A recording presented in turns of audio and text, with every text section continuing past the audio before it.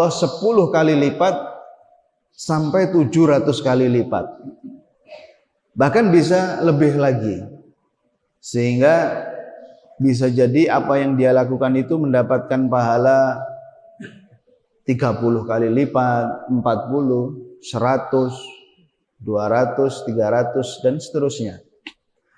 Bahkan kata Nabi sampai at'af katsiroh, sampai berlipat-lipat yang sangat banyak sekali.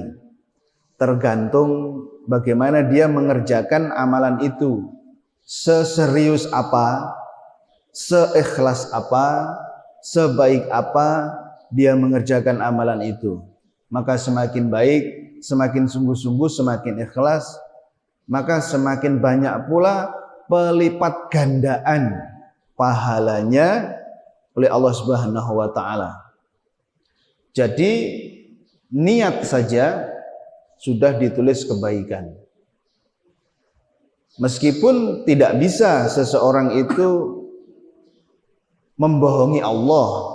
Misalkan, saya pura-pura niat. Tidak ada pura-pura niat. Orang akan tahu bahwasanya ini niatnya niat palsu. Dirinya sendiri akan tahu bahwasanya sebenarnya saya ini enggak niat. Jadi kalau niat itu tidak bisa pura-pura, karena di hati dia sendiri yang tahu. Allah lebih tahu lagi. Saya akan niat saja, tapi nanti enggak ngerjakan. Ya berarti memang sudah niatnya enggak ngerjakan, kan begitu.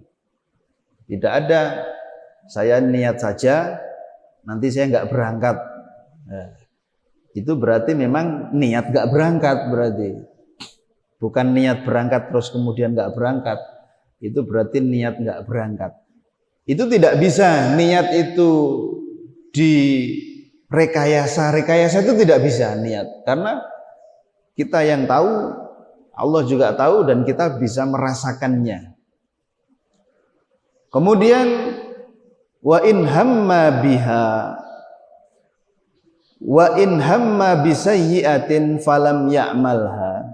Ini kebalikannya, apabila dia berniat mengerjakan keburukan dan belum mengerjakannya, katabahallahu indahu hasanah kamilah. Dia berniat keburukan dan kemudian dia tidak mengerjakan keburukan tersebut. Berniat untuk nonton dangdutan nanti malam karena suaranya sudah kedengaran, misalkan sampai rumahnya, nanti saya mau hadir di sana. Sudah berniat untuk mengerjakan keburukan, tetapi kemudian ketika malam atau hampir malam mau berangkat, ada sesuatu yang menghalanginya, tidak jadi berangkat. Tidak jadi berangkat, mungkin karena hujan atau karena motornya tiba-tiba bocor dan sebagainya. Sehingga dengan dia tidak jadi mengerjakan perbuatan yang buruk tadi itu, ditulis oleh Allah dengan satu kebaikan. Lebih-lebih lagi kalau dia tidak berangkatnya itu karena sadar. Karena sadar bahwasanya apa yang akan dia lakukan itu berdosa, apa yang akan dia lakukan itu dilarang oleh Allah, sehingga kemudian nggak jadi berangkat. Maka itu ditulis oleh Allah sebagai satu kebaikan. Jadi bedanya kalau niat baik langsung tanpa ada pertimbangan ditulis satu pahala atau kebaikan. Tapi kalau niat buruk masih dipertimbangkan, ini nanti ngerjakan apa tidak begitu. Kalau kemudian sudah pada hari H atau waktu H-nya itu dia tidak mengerjakan, barulah dia ditulis untuk kebaikan. Jadi tidak kemudian ketika ada orang berniat keburukan langsung ditulis satu keburukan, tidak. Itu bedanya. Sehingga rahmat Allah itu lebih besar kalau berkaitan dengan kebaikan. daripada murka Allah, lebih besar. Sehingga niat itu atau sesuatu yang masih ada di dalam pikiran, masih ada di dalam hati, masih ada di kerentek, ya bahasa Jawanya itu, yang buruk itu belum diputuskan berdosa, sebelum itu dikeluarkan gitu. Sebelum itu dikerjakan. Seseorang mungkin ketika hendak berbicara, terus kemudian di pikirannya itu dia mau mengumpat, ya bahasa Jawanya itu mau misuh gitu. Nanti masih di pikiran, tapi kemudian dia tahan. Ya. Ketika sudah hendak mau misuh, tetapi masih ada di pikiran, tapi kemudian dia tahan, itu belum dicatat sebagai sebuah keburukan. Kecuali nanti diucapkan keluar betul. Makanya menjadi satu keburukan. Nah, dijelaskan juga oleh Rasulullah, wa in hamma biha fa'amilaha katabahallahu sayyi'ah wahidah. Kalau keburukan tadi itu yang masih dia simpen sebagai sebuah niat, kemudian betul-betul dia laksanakan, nanti malam nonton dangdutan, betul-betul berangkat ketika malamnya nonton, maka tidak ditulis 10 keburukan sebagaimana kebaikan ditulis 10 kebaikan, tetapi hanya ditulis 1 keburukan oleh Allah, dan tidak dilipat gandakan. Jadi kalau kebaikan itu dilipat gandakan, tapi kalau keburukan tidak dilipat gandakan, tetapi tergantung besar kecilnya amalan keburukan yang dia kerjakan itu dosanya. Ada dosa-dosa yang kecil, ada dosa-dosa yang besar. Dosa-dosa yang besar itu yaitu dosa-dosa yang hukumannya disebutkan oleh Allah, ancamannya disebutkan oleh Allah di dalam Al-Quran maupun di dalam hadis. Jadi itu dosa besar. Ada berapa? Banyak. Ada kitab Al-Kabair, dosa-dosa besar. Ibnu Hajar Al-Asqalani di situ menyebutkan ada 76 dosa besar. Bahkan ulama yang lain juga nambahi lebih banyak lagi. Jadi pada intinya dosa besar itu adalah dosa yang hukuman dan ancamannya tersebut di dalam Al-Quran maupun di dalam hadis. Adapun yang tidak tersebut ancaman dan hukumannya, maka itu dikategorikan sebagai dosa-dosa kecil.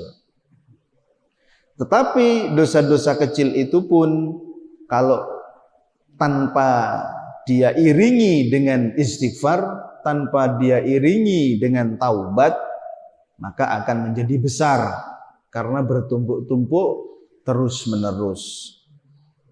Nah, ketika seseorang melakukan perbuatan dosa tadi itu, maka tetap dia dikenai dosa sebesar dosa yang dia kerjakan. Adapun kalau orang itu melakukan kebaikan, jadi tidak, kalau misalkan orang minum khamr, dia niat kembali seperti contoh yang tadi, niat nonton dangdutan, lalu dia nonton dangdut beneran.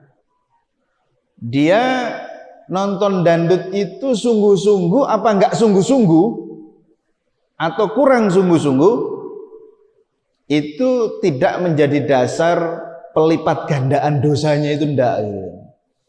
Jadi kalau dia nontonnya betul-betul di depan, terus kemudian melihat, oh ini dosanya lebih besar daripada yang nonton agak di belakang, enggak begitu kelihatan bajunya penyanyinya itu yang kebuka itu. Kalau agak ke tengah dosanya lebih banyak. Tidak begitu. Artinya tidak sedetail itu. Tapi kalau kebaikan itu didetailkan begitu oleh Allah Subhanahu wa taala. 10 sampai 700 sampai lebih lagi. Semakin serius, semakin sungguh-sungguh, maka semakin banyak. Ikut pengajian, sungguh-sungguh, beda sama yang nggak sungguh-sungguh, beda sama yang tujuannya bukan pengajian, tetapi semuanya dapat pahala. Nah, gitu. Cuman beda-beda gitu. Makanya kata Rasulullah, orang sholat berjamaah itu ada yang mendapatkan 10 pahalanya 1/10, maaf ya, ada yang mendapatkan 1/10, 1/9, 1/8, 1/7, 1/6, 1/5, 1/4, disebutkan oleh Rasulullah sampai setengah, ya, setengah dari pahala. Beda-beda karena tingkat kekhusyuannya berbeda, keikhlasannya berbeda, ke pemahamannya terhadap apa yang dia baca berbeda.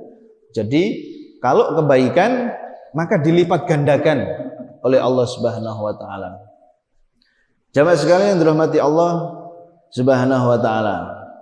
Di antaranya contoh yang lain tentang yang di hati ini, apa yang dihukumi oleh Allah di hati, itu hadis tentang bagaimana manusia, ada 4 macam manusia di hadapan harta.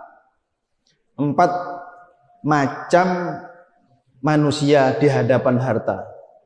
Bukan hanya 4 macam, maksudnya kata Nabi Muhammad itu seluruh manusia itu kalau di hadapan harta itu menjadi 4 golongan gitu. Manusia itu terbagi menjadi 4 golongan kalau di depan harta. Penyikapannya terhadap harta. Innamad dunya li arba'ah nafar, sesungguhnya dunia itu untuk 4 orang, kata Rasulullah. Yang pertama, abdun razaqahullahu malan wa ilman fahuwa yattaqi rabbah. Hamba yang diberi rizki oleh Allah berupa harta dan ilmu. Harta dan ilmu itu rizki. Ilmu itu rizki. Diberi rizki. Jadi rizki itu bukan hanya harta saja, tapi ilmu itu juga adalah rizki. Mencari harta dan mencari ilmu. Fahuwa yattaqi rabbah, dan dia bertakwa kepada Tuhannya. Dia dengan hartanya itu bersedekah, dengan hartanya itu dia bersilaturahim. Wa ya'lam lillah fihi haqqan, dan mengetahui haknya yang harus dia bayarkan dengan hartanya itu. Maka ini katanya Rasulullah afdol manazil, ini adalah paling utamanya tingkatannya. Jadi ada 4. Maka yang paling utama, yang paling tinggi tadi itu dia punya harta, punya ilmu, dia sedekahkan hartanya, dia sebarkan ilmunya. Wa abdun, dan hamba yang diberi rizki oleh Allah. Yang kedua, hamba yang diberi rizki oleh Allah berupa ilmu dan harta. Tapi hamba yang diberi rizki oleh Allah berupa ilmu, tapi tidak diberi rizki berupa harta. Jadi dia punya ilmu saja, tapi dia tidak punya harta. Tetapi dia mempunyai niat yang benar. Punyanya ilmu, tapi miskin harta. Ilmunya banyak, tapi miskin harta. Tapi niatnya benar, yaitu apabila saya itu punya harta banyak, niscaya saya akan beramal sebagaimana si fulan yang banyak hartanya itu, yang banyak menyedekahkan hartanya. Begitu. Jadi maka kata Rasulullah, 2 orang tadi itu sama dalam niatnya, sama dalam ganjaran niatnya. Jangan sampai keliru memahami sama pahalanya seluruhnya, ya tidak, beda.